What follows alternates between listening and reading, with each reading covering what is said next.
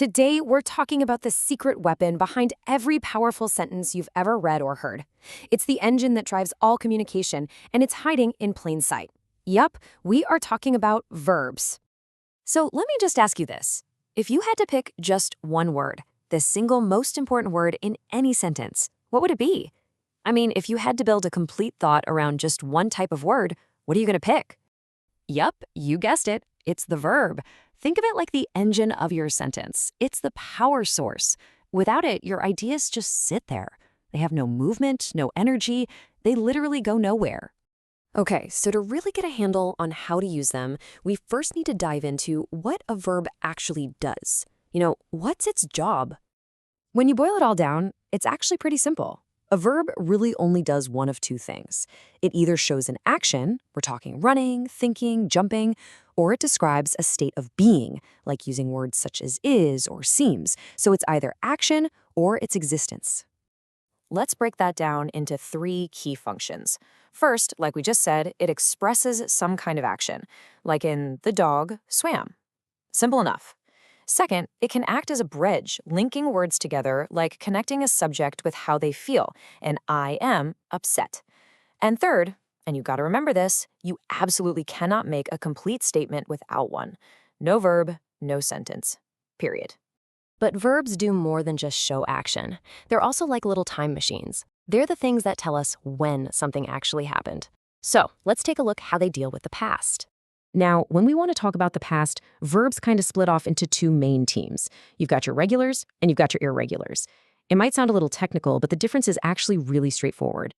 The big difference here really just comes down to one thing: predictability. Regular verbs are the ones that play by the rules. They follow a super simple pattern. Just tack an ed or a d on the end to make it past tense. But irregular verbs, they're the rebels. They break all the rules and change their spelling in totally weird ways. And you can see that pattern right here, right? Walk becomes walked, dance becomes danced. It's consistent, it's easy, and the good news is most of the verbs we use in English are regular. They follow this exact same rule. But then you get these guys, the irregulars. Bring doesn't become bringed, it's brought. Eat turns into ate, and of course, go becomes went. There's no real rule to follow here. You just kind of have to learn them over time. But hey, they definitely give the language a lot of its character. Okay, this next idea is a total game changer, not just for your writing, but for how you speak. It's not just about what happened, it's about who's in control of the action. This is the difference between active and passive voice. So here's the core difference. In the active voice, the subject is the star of the show. They are doing the action. But in the passive voice, the subject just sits there. The action is happening to them.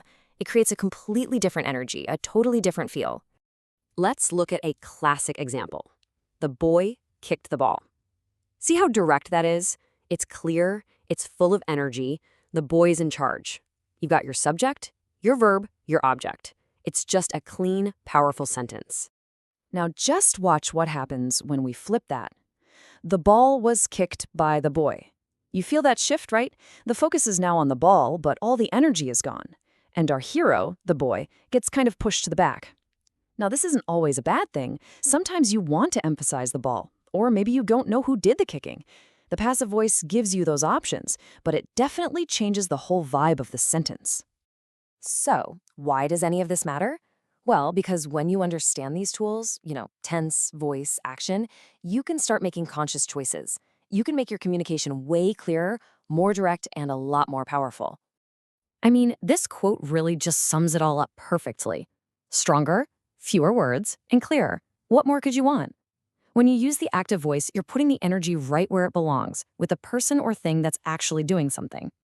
So let's just boil this all down. Here are your three big takeaways. First, remember that verbs are the engine of your sentences. Second, active voice is almost always going to be stronger and more direct. And third, just being aware of these choices is the biggest step you can take toward becoming a more powerful communicator. And that kind of leaves us with one final question to think about.